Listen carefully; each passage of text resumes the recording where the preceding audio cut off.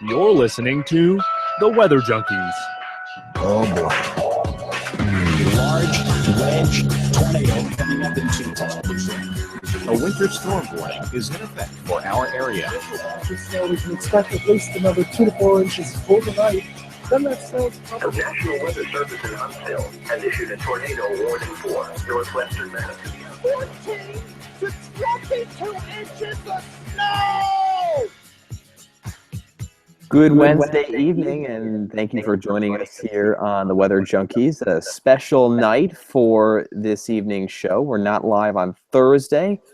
Rather, we're here on Wednesday. I'm Tyler Giammanco, joining the show from Connecticut, and Dakota Smith joins us from Colorado. Good evening, everyone, and good evening, Tyler. Thanks for joining us tonight. Yeah, it's a fantastic night in Colorado. We've had some really nice weather. Really not much to complain about. Tyler, I know it's going to get pretty wet on the East Coast, but how much is that going to affect you? Not a lot. We're not looking at a whole lot of rain here in Connecticut. It may add up to a little bit, maybe a quarter of an inch or a half an inch through the weekend, but it does look like most of the rain is going to be to our west in Pennsylvania. So I guess the good news is we don't have any flash flooding. The bad news is we need a lot of rain. We have a deficit still over 15 inches. So even though it's very gloomy and ugly and not very fun for like a whole week, we're really not getting a lot out of it in terms of drought-busting rain. Gotcha. Yeah, it looks like the Mid-Atlantic is going to get hit pretty hard. We'll talk about that in our tweets of the week. But I'd like to introduce Ian Giammanco. I think I got that right. And Ian, let me pull up, your bio here. Ian got his bachelor's in atmospheric science from the University of Louisiana at Monroe in 2002. He then went on to get his master's in atmospheric science and his PhD wind science and engineering from Texas Tech University. He served on several severe weather field campaigns, including Vortex 2. Right now, he's the lead research meteorologist of the IBHS Research Center, and he also serves as an adjunct faculty research associate at Texas Tech. Ian, welcome to the show, and how's the weather where you are? Thanks, guys. Good to be here. Over here, I'm in kind of the upstate of South Carolina. We're in the warm sector of our kind of big pinwheeling system that's kind of approaching the eastern third of the country. We've had a few thunderstorms kind of throughout the day. Noticed a few severe warnings off to my east, closer to kind of the Raleigh metro in North Carolina. Had one or two cells pass close to the house, picked up a couple of tenths of rain, which we need it badly over here. We're still in a pretty good deficit and a little bit of a drought here in South Carolina. So we'll take any rain we can get. But where I live here in Rock Hill, we probably didn't pick up as much as I was hoping for. All right, we want to move on to our Twitterverse segment, and I think Dakota and I would like to give a major congratulations to NWS Podunk. They did it. The tweet that we begin with is from NWS Podunk, and they said, "We did it. We've won the biggest Polygon Award at the county fair for the 32nd consecutive time, thanks to their work on severe thunderstorm warning number 062. So quite an accomplishment there in Podunk. All of us are very, very proud of them, and we hope they win it next year. That's what they're working towards now. Got to make the polygons bigger and better. Apparently, intern Roy actually accepted the award, but he tripped over the pig enclosure, knocked over the souvenir stand, and incurred $7.50 in damages. So it wasn't quite a clean receiving of the award. That's like half their budget, I think. Jeez, boy. The WSR 57 may have to sleep on weekends. Yeah, this Twitter account brings laughter over and over again. So whoever created that, thank you once again. We'll move on to our next tweet here. It's from the National Weather Service Weather Prediction Center. You can follow them at NWSWPC. Their tweet is update on QPF and excess rainfall across Mid-Atlantic. Stay safe, everyone. And in their tweet, they have a bit of media. They have a few pictures, including the precip amounts. And also they give a excess rainfall outlook similar to what the Storm Prediction Center has. And I think it's really cool, and I kind of wish this got a little more traction. I don't know if the National Weather Service might have shared something on their handle, so maybe that got more action, but this only got 24 retweets on Twitter. But still, I think it's an awesome graphic. Yeah, we brought up the forecast from the Weather Prediction Center before for the rainfall, but they definitely don't get as much traction as the Storm Prediction Center outlooks. So it's cool to see where they're pegging the most rain, definitely south and west of Connecticut. So we'll see what happens. We will. And on to the next tweet here. And the next two tweets are really the biggest weather story right now, at least in the United States. The first tweet comes from, and I'm totally don't know how to say his name, so I'm just going to say Gary S. You can follow him at Gary, and then his last name, Swakowski, something like that. Terrible with last names, but his tweet says, "So there's increased tropical weather chatter today. What should you do? ? Same advice. Have a trusted weather source and a hurricane plan." And this was kind of I don't know. There was a craziness in social media with people sharing the Euro 10-day and even the GFS 10-day model output showing a pretty nasty storm on the East Coast. And I don't know, people got into a hubbub about it. You know, you shouldn't share this, you shouldn't share that. And I think what Gary's advice is, pick your weather source, or pick several weather sources that you can trust, that you've trusted for a while, and get that hurricane plan, and just have that. No matter what happens, that will do you a service, and that will make sure that you're ready for something like this. Yeah, great tweet. Obviously, the storm a long ways out, and if we can prevent the hype at this range, it would be great. Yeah, and then our next tweet is along similar lines.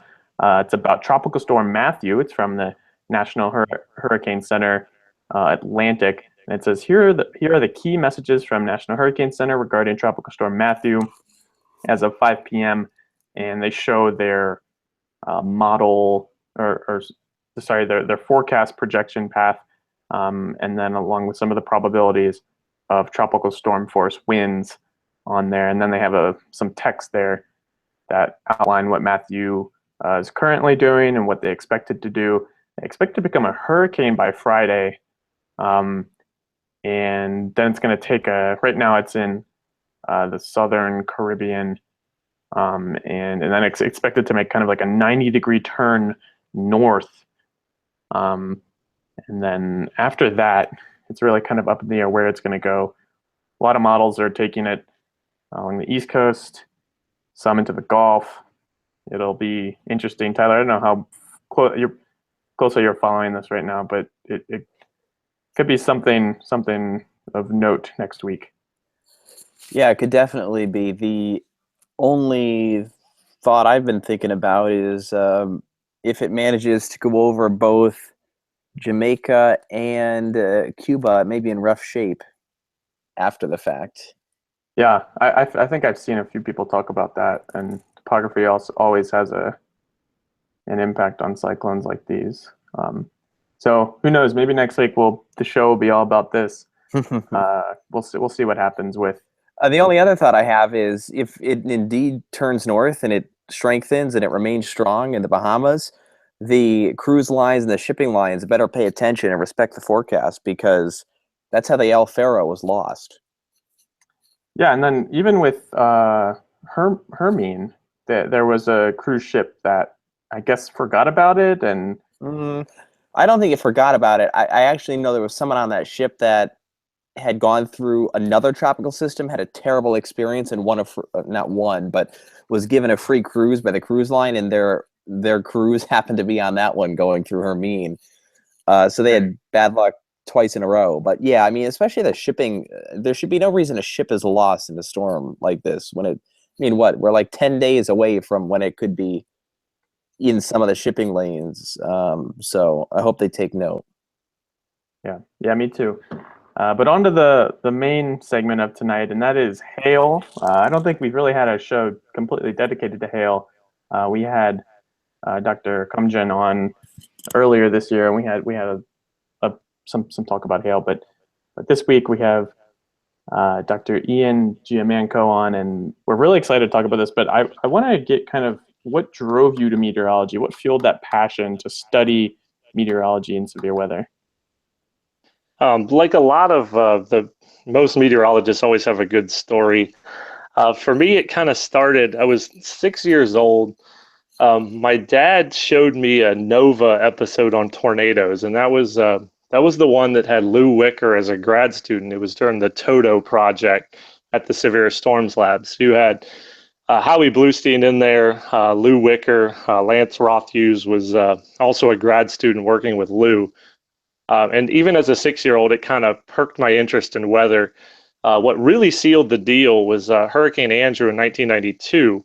I grew up in Baton Rouge, Louisiana, and Andrew made its second landfall in South Louisiana. So that really just, I was glued to the television, had my old school hurricane tracking map, plotting positions, and I really wanted to spend the entire event outside, which my parents were smart and didn't let me run around in our neighborhood. But it really captivated me. And kind of since that point, I knew I wanted to do something with weather. And then after that, what kind of led you to hail? I'm sure it was, all your studies kind of led there, but what in particular led you to become the master of hail, the lead researcher over there?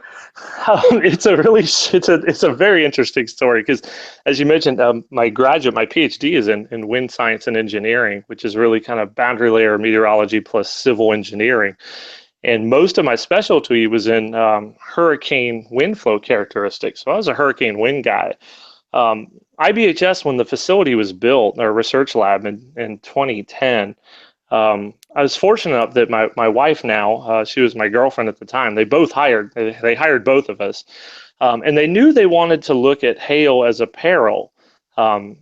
Nobody cares more really about the losses from hail than the insurance industry. And we can get into a little bit more of what IBHS is, and we are funded by the insurance industry as a kind of membership-driven organization.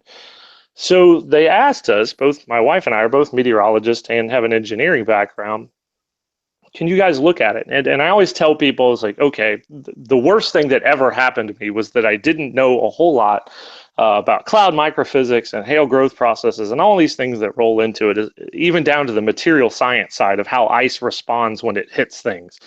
But I also say that was one of the best things that ever happened to me, because it really I had no conceptual blocks going into it, but it forced me to dig into the literature and figure out where we as a group could make a contribution.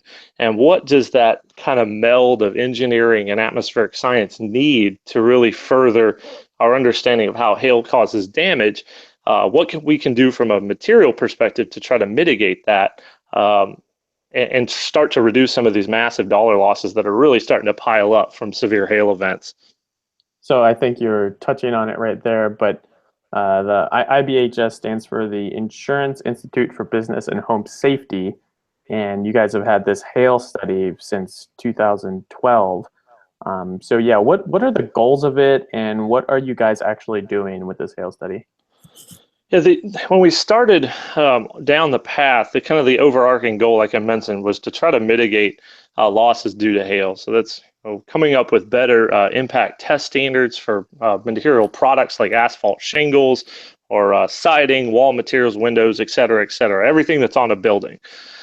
So past standards, we started digging into what they were based upon, and we found out the research work stopped in the 1980s, and no one really pursued trying to duplicate how natural hailstones respond when they hit things and their properties. So we started in 2012 going to the field with the simple idea to collect a whole bunch of hail measurements.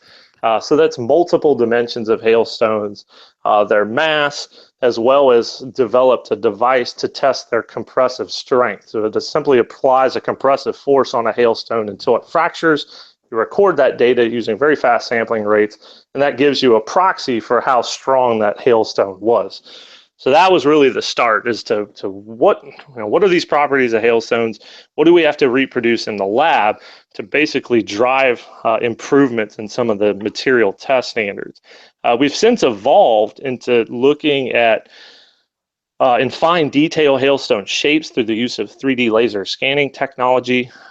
We adapted a hail impact disdrometer design that John Lane at NASA developed into an adaptive network that we can deploy in front of a thunderstorm and really capture a time history of hail impacts. So we really kind of took it a step further, going from the material and physical properties of hail into the storm scale, but all the while maintaining the ability to look at hailstones in very fine detail. So over the course of the project, we've cataloged somewhere on the order of 3,100 or so hailstones. That we've got a picture of every single one of them. We have at least 2 dimensions, so the maximum and approximate minimum diameters, the mass, and then most of them, I think 90% of those, have a compressive strength value assigned to it. And we actually published some of that compressive strength work in JTEC, so Journal of Atmospheric and Oceanic Technology, really more so to just validate the tests that we were doing and to put that out there in the science community. So one thing that really caught my attention were the disdrometers, or the kind of the fleet of them that you guys put out there. And these things have I actually don't know what they look like, but the description I read was that they have a metallic impact plate with a ceramic disc that measures vibrations caused by hailstone impact, and it measures the hail size to an extent and the impact force. And so you guys actually have a set of these that you deploy in front of thunderstorms. I'm curious, what is that? I don't know, what is that situation like when you have a big old hailstorm barreling down on you and you're trying to deploy all these instruments? Yeah, so the concept of the adaptive observing network came from my time at Texas Tech in developing the StickNet observation network that was used pretty extensively in Vortex 2 as well as in Vortex Southeast. And taking that idea of placing measurement probes in front of a thunderstorm, it's extremely hard. It is scientific storm chasing at its finest, and a lot of times I hesitate to even use the word storm chasing. You need a good chunk of lead time to be able to set your network down ahead of a supercell and get your team to safety, typically kind of working your way north to south in typical storm motions. But it definitely, you can get a little adrenaline pumping there. You want to do it quickly, but also really calculate what you want to do. And I got to learn from 2 very, very talented professors at Texas Tech in doing this kind of field work. Was John Schrader and Chris Weiss. I still consider them some of the best at doing this kind of thing in the field. And so I try to adapt what I learned toward the hail hazard. And this year we actually hope to expand our fleet of probes. We actually have 7 right now. We're hoping to go up to 16, which should allow us to get a little better spatial coverage as we head into the what would be, I guess, the 2017 spring severe season. Gotcha. I also read that you guys have a hail detection network with 90 stations in West Texas and eastern New Mexico, and a few of those have disdrometers. I'm curious, what's the current function of this network? Is it an operational thing, or is it kind of something that you go back and look at an event and see what the storm did? Yeah, right now this is a pilot with the West Texas Mesonet, again, leveraging kind of my Texas Tech background and the fact I'm still on the adjunct faculty side there. We went ahead and equipped 4 Mesonet stations out in West Texas with these fixed disdrometer probes. They're exactly the same as the deployable ones, except kind of configured a little bit different for use in a fixed application. And they are purely right now for post-event. We don't have real-time data telemetry capability right now. We were hoping to do that. In terms of expanding the project, it's still kind of up in the air if we want to start working towards adding more stations in the future. We would like to, but we'll let that play out and see how they do. It was really just a pilot to explore the capability, and right now the focus has been more on our deployable research network for our annual field program. Do you think there's any possibility of something like this working as like a I don't know, like a ground truth of what's happening to give the National Weather Service a little heads up, and maybe a town that's down the road some heads up of a hailstorm? Is that that might be a pipe dream, but I don't know if it's something in the possible realm of possibilities. Yeah, that's certainly the concept, and there is one private sector weather product vendor that's developed some similar technologies, actually a little more advanced than what we're using. It's a company called Understory Weather, but still applying the mesonet concept that's been around for quite some time, and to really adequately get a detailed swath picture, you're looking at down on the sub 5 kilometer scale of needing observation platforms. It may even be down to the 1 and 2 kilometer scale to capture all the details within a swath of hail. Now we can do that with a research deployable network, but if you start thinking, operationally, if you really want to capture that kind of detail, that's going to be tough to do. Now, on the converse side, you do have a kind of warning decision-making component. Say a thunderstorm does pass over a station that has hail detection capability, we know it's producing hail. That may prompt improvements to that type of warning decision making. So there is that side too. And I would love to see as technology and electronics get lower in cost and some of these applications may become a lot more feasible. I saw so many images this summer on, I think it was mainly on Twitter, of people out there, part of the study, collecting hail after a storm went through.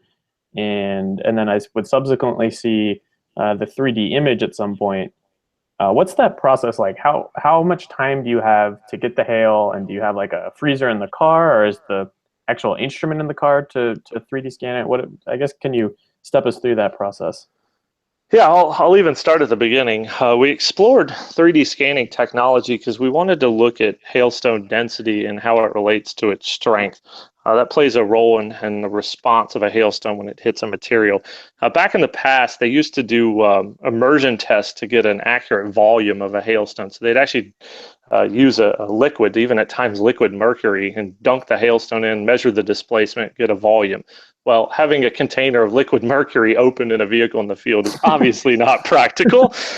So we needed another way, and we found this technology. And a lot of the uses originally for this kind of handheld laser scanner world was reverse engineering of parts and things, scanning artifacts, objects. And I thought, why can't we apply this to hail? What's stopping us? So through some fortuitous circumstances, we were able to actually get a handheld 3D scanner unit. It can map surfaces down to, I want to say I'm trying to think, 8,000ths of a centimeter, if I'm not mistaken. So that's kind of the resolution you can produce a grid at. So really, really fine detail. And so it is handheld, so we can take it out to the field. And so what we do, typically we would trail behind the target supercell and then try to sneak as quickly as we could into the hail swath, hopefully within 10 minutes or so of that hail stopping. I really don't want to get our vehicles hailed out. We actually use rental vehicles in the field.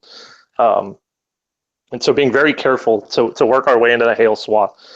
Collect a number of stones. We do have coolers in the car. However, I don't really want to put them in, say, dry ice storage, because that'll actually affect the strength much more so than any aspect of melting. So when you dunk hailstones in cold storage, they actually harden up quite a bit. So we wanted to keep those as pristine as we could as they were on the ground. So we'd collect them. Full scan takes about 2 to 3 minutes or so to complete, and then we would perform the compressive strength crush test, crush the stone, record all the information, and do it again. Wow. And what are some of the, I feel like I saw so many weird shapes and like some of the growth on it, creating some of those kind of I can't think of the technical word, but they're kind of like tentacles that come out there. What's the biggest hailstone you guys have documented, and what are some of the weird shapes that you've seen? So on the largest, I think we have a few that are north of 2 inches, so 2.1, 2.2 inches or so. Again, following kind of very oblate shapes. Some of the weirdest, I should note, my wife, Tanya Brown Giammanco, and one of our other scientists, Heather Estes, coined one of them was bunny rabbit and Stegosaurus. So they kind of look like, one looked like bunny rabbit ears and the other one looked like a Stegosaurus.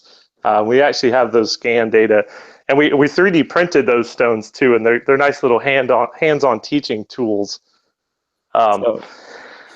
So instead of it's raining cat and dogs, it's hailing bunnies and stegosauruses now. Yeah, that's right. That's right. But the one thing the scanner data has really helped, we've been able to look at volume ratios. So comparing the volume of what we've captured in the 3D model to a volume of a sphere. And it kind of confirmed what we saw in some of the original field data that got published in some collaboration with NCAR, is that hailstones, as they get bigger, they get less spherical. They definitely depart from spherical shapes as they get bigger.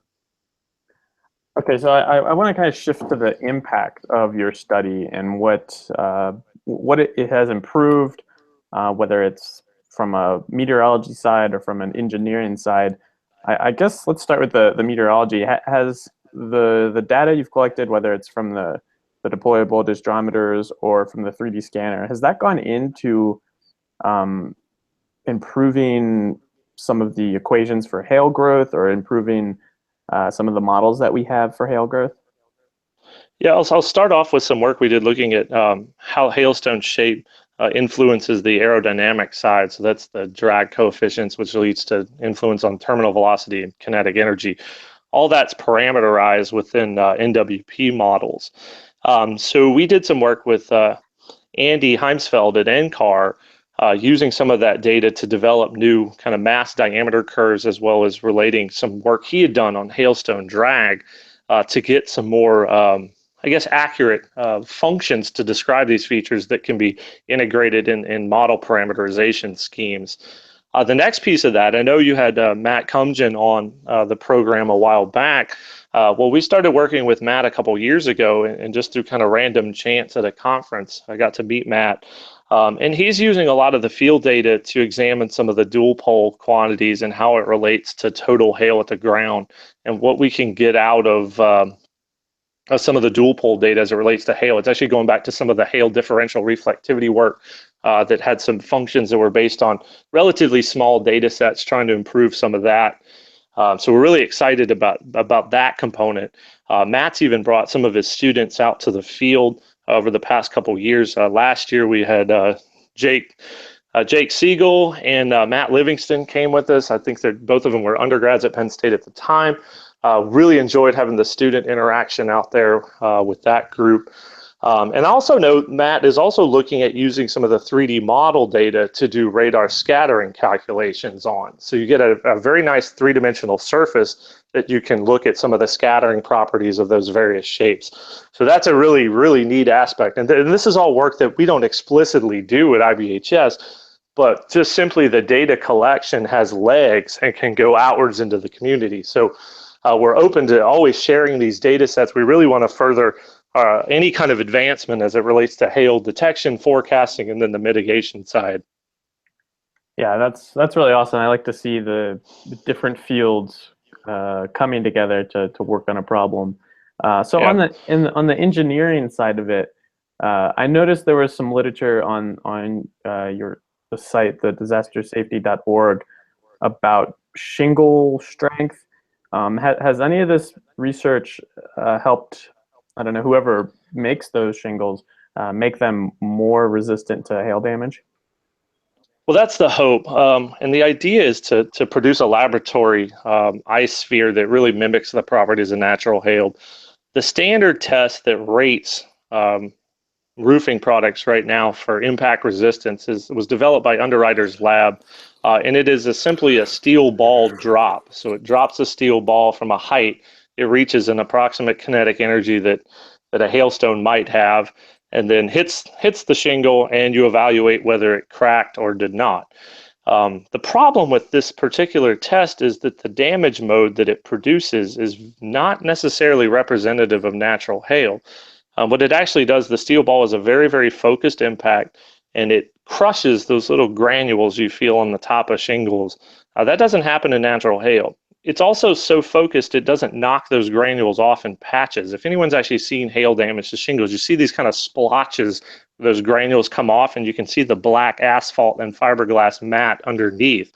As those granules get knocked off, that fiberglass and asphalt is exposed to sunlight, and asphalt degrades when exposed to ultraviolet radiation. So that can be a problem in looking at the lifetime of a shingle product. So we took that knowing that we needed to improve testing.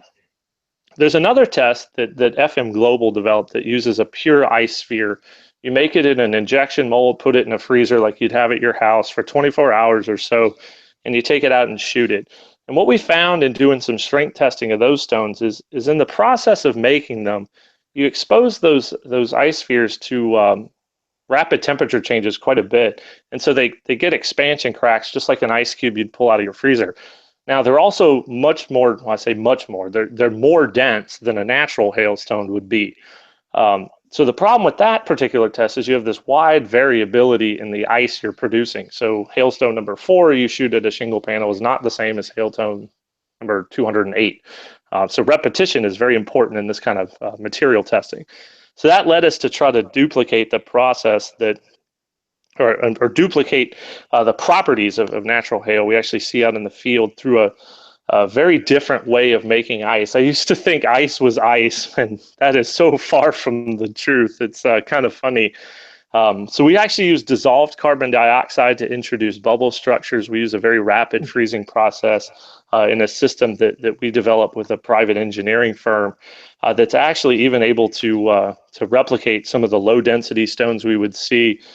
We even, the rapid freezing process even produces some of the layering structures, even though the way it's done is vastly different from how a hailstone is produced within a thunderstorm.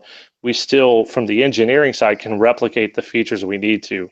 And the best part of this is that it's consistent, that we see a very small range in these properties when we kind of turn the knob. So we do know that stone 5 is relatively the same as stone 112. So really neat application. It was a fun project to work on, and I know a lot more about ice than I ever thought I would. Is Can there you give us, some examples of how we may benefit as end users in the future? Any real-time improvements? How will the everyday person benefit? What may come out of this research? I think that the hope is that we'll be able to produce a standard that rates a product that actually is representative of the performance in the actual environment on your and my house. There's a side component to that of the aging of materials, and we actually do have roof specimens that are actually aging, and we'll test them the same way. But that's the ultimate goal, is to produce a test that does essentially predict real world damage. So the consumer gets added information on what products are a quality mitigation option for hail damage, which ones might not. And that's regionally driven too. I might select a different product here in South Carolina versus if I lived in Norman or say the DFW area. And I think that's important. From the insurance perspective, I mean, you look at, when you're replacing your roof, you're paying your deductible over and over and over again. That's a headache also to those consumers. So we can not only reduce loss through improved materials, we can also change that, get the headache out of the process as well. So that's really kind of the ultimate hope. And change in this aspect is slow. A lot of times, we want it to go faster, but I think we'll get there. I like to hear that. I work and go to school in Fort Collins, and I am so nervous for a hailstorm to come through one of these times and ding up my car. I'm in an uncovered parking lot. So yeah, hopefully we get some improvements there with insurance. Go ahead. I was going to say on the kind of a message I've peddled a little bit is any forecasting improvements are going to really improve the auto side quite a bit. If we can improve the really short fuse forecast products, a war on forecast is part of that, the Facets program, as it relates to hail, I think will make a huge dollar difference in the auto side. On the home end, really, it's just trying to find a way to properly evaluate products, know what their performance is going to be when we put them on a roof, and then the consumer can make the right decision for their area as to what type of product they should have. So where is the hail study going? What kind of things are you guys doing in the next severe weather season? As I mentioned a little while ago, we're going to go ahead and expand our deployable disdrometer fleet. We're kind of shifting away from the material properties, the physical characteristics of hail, although we're always going to keep the scanner with us no matter what, because you never know when you might encounter one of those really big behemoth hailstones. But we're going to shift more toward the storm scale and looking at the gradients in hail, the size sorting that may happen. We've seen some patterns where you get lower concentrations of large hailstones very close to the updraft location, and really try to pin down some of the storm scale aspects that could play a role more in the forecast side of things, radar detection, as well as for post-event characterization. So if we can improve any of the radar detection aspect, it's going to help our membership in terms of how they would evaluate an event and where the most damaging hail might have fallen. So that's kind of where we're headed. We will have the scanner out in the field again. That'll be a focus as well. But I think we're kind of shifting away from the material property side and characteristics of the hailstones over to the storm scale side. And so our Penn State friends will be out with us again. Really excited again for the 2017 program.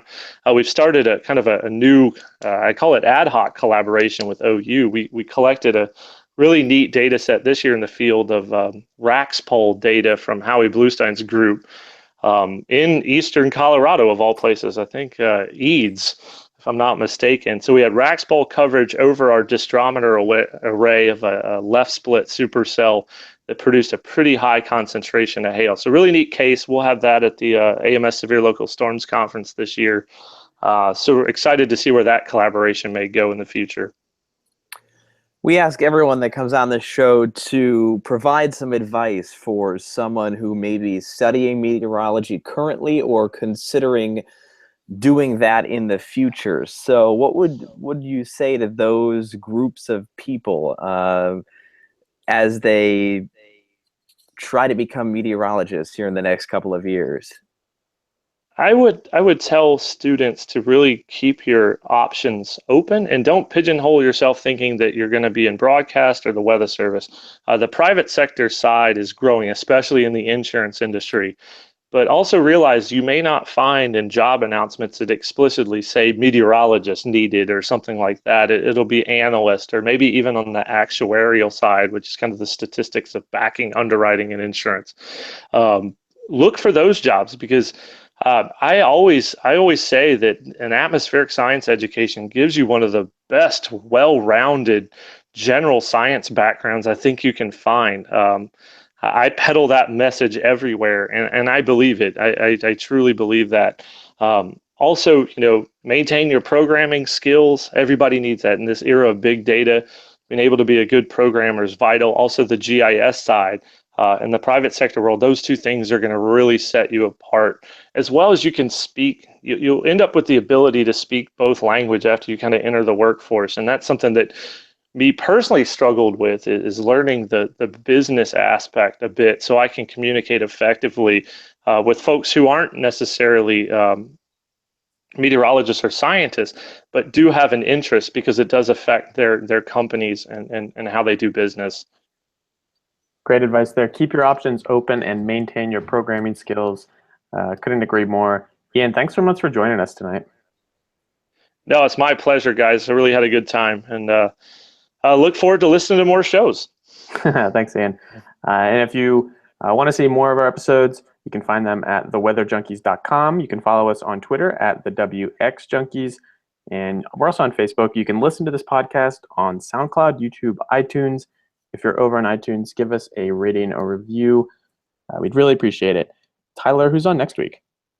Next week, we return to Thursday evening, and we are happy to announce that we have Ann Livingston on the show, a force in the meteorology world on Twitter, very well known, and we'll have him on Thursday evening at 8 p.m., so our typical time. And if you want to follow him on Twitter or check out his account before next week, you can do so at IS Livingston. But that'll do it for this week's show. We Thank you for listening in on a Wednesday, whether you're listening live or on demand. And we hope to see you right back here next week. Thank you for listening on behalf of Dakota, myself, and our guest, Ann Giammanco.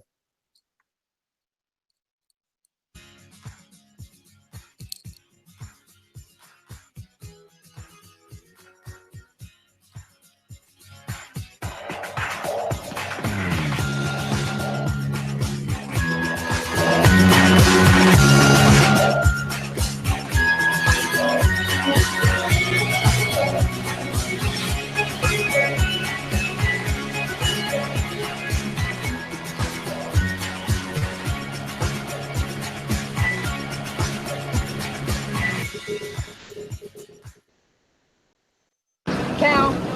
I gotta go, Julia. We got cows.